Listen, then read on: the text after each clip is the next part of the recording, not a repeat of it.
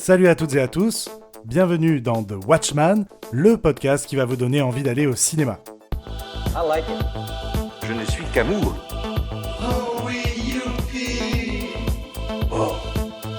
Je suis Kevin Robert, votre guide des salles obscures, et aujourd'hui, je vous parle de The Suicide Squad. This is suicide. Well, that's kind of our thing.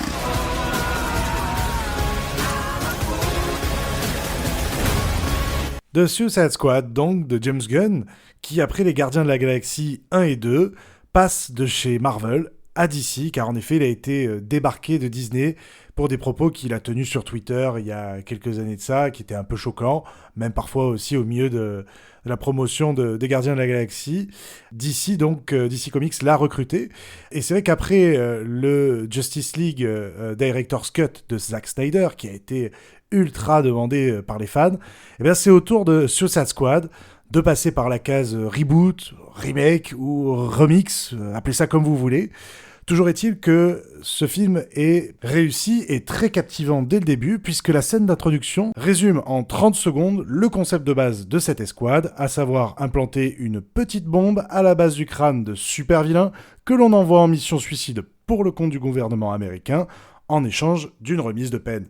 Donc, on rentre dans le film directement, on prend pas le spectateur pour un débile, et c'est ce qui m'a plu dans ce film, parce que, de base, je ne suis pas vraiment fan de l'univers de super-héros, ni de DC, ni de Marvel, mais là, je dois avouer que ce film de sale gosse, un peu jouissif, et complètement débile, s'assume du début jusqu'à la fin.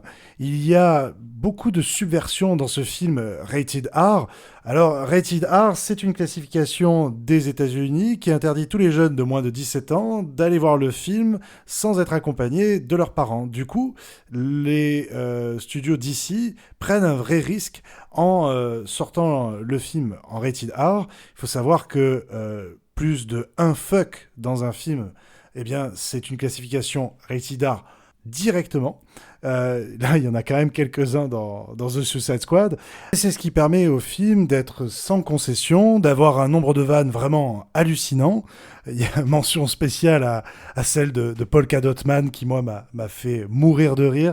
King Shark, le demi-dieu requin doublé par Stallone, est vraiment très drôle aussi. Et aussi la belette, j'en dis pas plus, c'est vraiment complètement fou.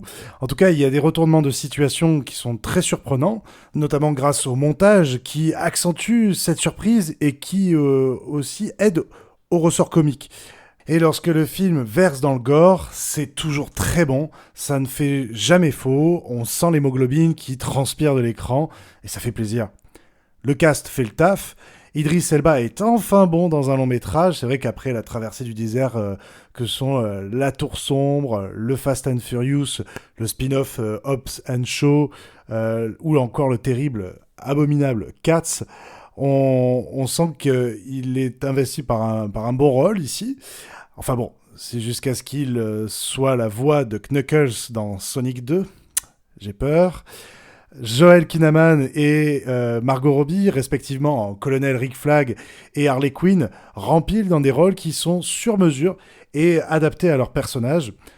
Je dois dire aussi que John Cena est assez parfait en Peacemaker, cet homme prêt à tout pour que la paix règne sur Terre. Vous verrez, c'est un rôle assez complet entre comédie et action. D'ailleurs, comme tous ces personnages, en fait, qui sont bien développés et de fait ils sont attachants. Alors, sans spoiler, vraiment ce qui est intéressant dans le concept de ce film, c'est que chaque personnage peut vraiment mourir. Il y a un vrai risque, ce n'est pas un blockbuster où on sait que tous les personnages montrés à l'écran vont s'en sortir. Là non, il va y avoir des morts. Les enjeux de cette mission suicide sont réels. James Gunn aime ses personnages, il aime les imbriquer dans des actions qui font évoluer leur rôle. Du coup, ça renforce le récit. Alors, même s'il y a un thème commun un peu redondant, à savoir que les parents des personnages sont tous des salauds, eh bien, James Gunn reste assez intelligent pour que son récit ait un sous-texte très évident, mais très cohérent aussi. En effet, on va avoir un sous-texte au niveau de lanceurs d'alerte et de l'interventionnisme américain qui est intéressant et assez novateur pour un blockbuster aussi. Alors il y a quelques scènes qui ont de bonnes idées de réalisation, que l'on retrouve trop rarement aussi dans un blockbuster calibré, notamment lors d'un combat à main nue, où il filme les protagonistes dans le reflet d'un casque, mais aussi les plans de transition qui chapitrent le film. Vous savez, parfois on voit écrit la ville Santa Cruz ou une heure plus tôt, une heure plus tard. Et bien là, les plans de transition sont imbriqués dans le film, ce qui donne cet aspect décalé et à la fois une vraie idée de mise en scène. C'est un film turbo débile, fait avec beaucoup d'envie. Il ne ressemble pas aux autres blockbusters et du coup il remplit parfaitement son job de divertissement. Je vous remercie de m'avoir écouté, je vous retrouve très vite pour de nouvelles recommandations cinéphiles. En attendant, allez voir des films en salle au cinéma. Salut! C'était fabuleux. On va rentrer. C'est payé, on va rentrer. Go home. It's all over. Thanks.